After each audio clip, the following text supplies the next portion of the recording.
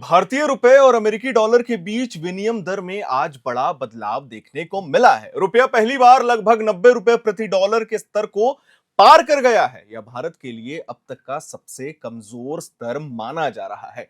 इस बदलाव ने अर्थव्यवस्था से लेकर आम नागरिकों की जेब तक हर जगह चिंता बढ़ा दी है।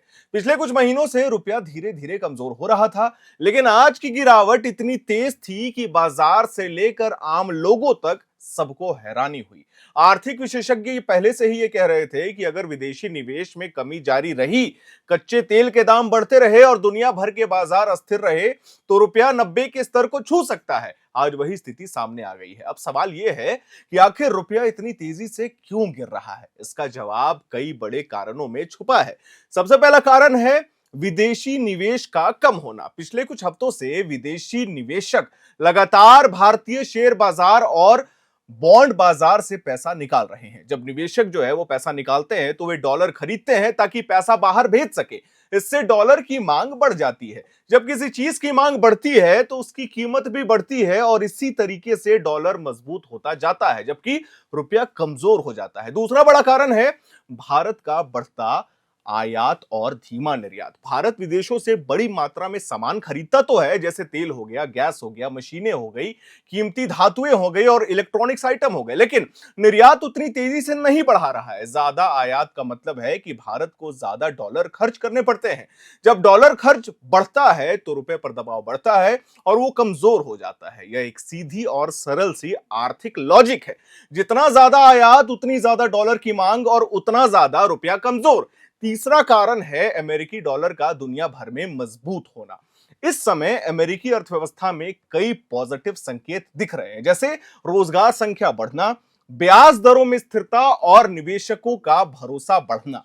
जब दुनिया में अनिश्चितता बढ़ती है तो निवेशक अपने पैसे को सुरक्षित जगह लगाना पसंद करते हैं और डॉलर को दुनिया की सबसे सुरक्षित करेंसी माना जाता है। इसी वजह से लोग डॉलर खरीद रहे हैं और डॉलर मजबूत हो रहा है। डॉलर मजबूत होने पर भारत जैसे कई देश की करेंसी अपने आप कमजोर हो जाती है। रुपया भी उसी वैश्विक ट्रेंड के साथ रुक जाता है। चौथा कारण है भारत और अमेरिका के बीच चल रहा व्यापार समझौता, जिस पर अभी तक कोई भी ठोस फैसला नहीं हुआ है।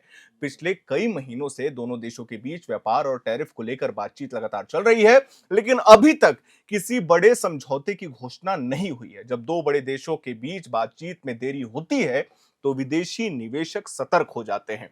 उन्हें डर होता है कि भविष्य में व्यापारिक फैसले प्रभावित हो सकते हैं। इस जो पूरा मामला है, ये जो डॉलर्स का और पैसे का मामला है, बीच में डी डॉलराइजेशन की भी जो बात चल रही थी, उन सब में एक बड़ा कारण और है और उसी कारण को लेकर के हम पांचवा कारण भी जान देंगे। पांचवा कारण यह है कि भारत दुनिया के सबसे बड़े तेल खरीदार देशों में से एक है। जब तेल महंगा होता है तो भारत को ज्यादा डॉलर खर्च करने पड़ते हैं। तेल की कीमतें बढ़ने से न केवल डॉलर की मांग बढ़ती है, बल्कि घरेलू महंगाई का भी खतरा बढ़ जाता है। इसी वजह से तेल की कीमतें बढ़ते ही रुपया और तेजी से गिरता है। यह पैटर्न कई सालों से देखा जा रहा है। अब बात करते हैं रुपया की गिरावट के असर की। यह सिर्फ एक आर्थिक आंकड़ा नहीं है, बल्कि एक ऐसा बदलाव है जो हर भारतीय की जिंदगी पर असर डाल सकता है। पहला असर महंगाई पर पड़ता है। भारत जो भी सामान विदेश से खरीदता है, जैसे पेट्रोल, डीजल, गैस, दवाइयां, मोबाइल फोन, कंप्यूटर और कार्स, इन सभी की कीमतें डॉलर में तय होती हैं। जैसे ही डॉलर महंगा होता है, ये सभी चीजें भी महंगी हो जाती हैं। आने वाले दिनों में पेट्रोल और डीजल की कीमतें बढ़ने की पूरी संभावना है। इसमें ट्रांसपोर्ट लागत भी बढ़ेगा और इसका असर रोजमर्रा की चीजों की कीमतों पर भी साफ साफ दिखाई देगा। दूसरा असर कंपनियों पर पड़ता है। कई भारतीय कंपनियां विदेश से कच्चा माल खरीदती हैं।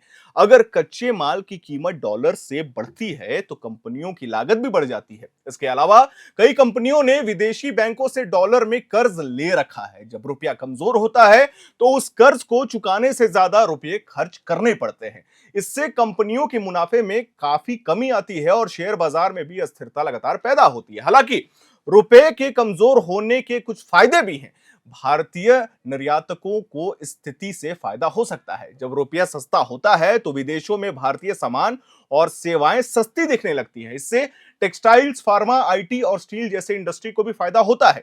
निर्यात बढ़ने से देश के विदेशी मुद्रा भंडार में बढ़ोतरी भी होती है। इसीलिए कमजोर रुपया कुछ सेक्टर्स के लिए अच्छा भी साबित हो सकता है। लेकिन विदेश में पढ़ने वाले छात्रों और विदेश घूमने वाले लोगों के लिए यह स्थिति मुश्किल पैदा कर सकती है। छात्रों का ट्यूशन फीस, किराया, खाना और बाकी खर्चे सब डॉलर्स में होते हैं। रुपए की गिरावट से इन सभी खर्चों में बढ़ोतरी तो होती ही है। इसी तरीके से विदेश यात्रा करने वालों को भी टिकट, होटल और अन्य खर्च से कई ज्यादा पैसे देने पड़ते हैं। तो कुल मिलाकर के ये तुलना आज हम इसीलिए कर रहे थे कि जिस तरीके से 90 रुपए तक पहुंच गया है $1 का वैल्यू, वो और आगे बढ़ेगा, नहीं बढ़ेगा, आने वाले समय में इससे क्या क्या समस्याएं हो सकती हैं, हम आपको वर्तमान स्थिति भी बता दें। आज रूस के प्रेसिडेंट व्लादिमीर पुतिन भी भारत दौरे पर हैं। वो कल शाम तक यानी कि 30 घंटे तक, अगले 30 घंटे तक भारत में भी रहने वाले हैं।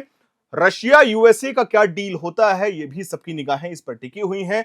डॉलर्स की जो बात हो रही थी, डी डॉलराइजेशन की बात होती है कि किस तरीके से जितने भी ब्रिक्स कंट्रीज हैं वो डी डॉलराइज करना चाहते हैं, यानी कि जितने भी ग्लोबल लेवल के मार्केट हैं वहां से डॉलर को कहीं ना कहीं पीछे ढकेलने की जो है बात लगातार ब्रिक्स के द्वारा, खास करके चाइना और रशिया के द्वारा होती रहती है। हम आपको यह भी बता दें कि नाटो में भी ये चर्चा आम दिन होती रहती है। किस तरीके से, हम सभी को यह बात पता है, नाटो को लीड कर रहा था यूएस, बीच में यूएसए ने साथ छोड़ भी दिया था। ब्रिक्स कंट्रीज हो, एशियन कंट्रीज हो, वो लगातार ये बात करते हैं कि ये जो मोनोपोली सेट किया हुआ है यूरोपियन यूनियन का और खास करके यूनाइटेड स्टेट्स ऑफ अमेरिका का, इसको किस तरीके से तोड़ा जाए। खैर, इस पे आप क्या सोचते हैं, आपकी क्या राय है, ये हमें कमेंट बॉक्स में जरूर बताइएगा। मैं उम्मीद करता हूं आपको हमारी ये वीडियो, हमारी ये जानकारी पसंद आई होगी। वीडियो को लाइक करें, शेयर करें, चैनल को सब्सक्राइब करें। कैमरे के पीछे मौजूद है मेरी सहयोगी साक्षी, मेरा नाम है हर्षित और आप देख रहे हैं एयर नाउ।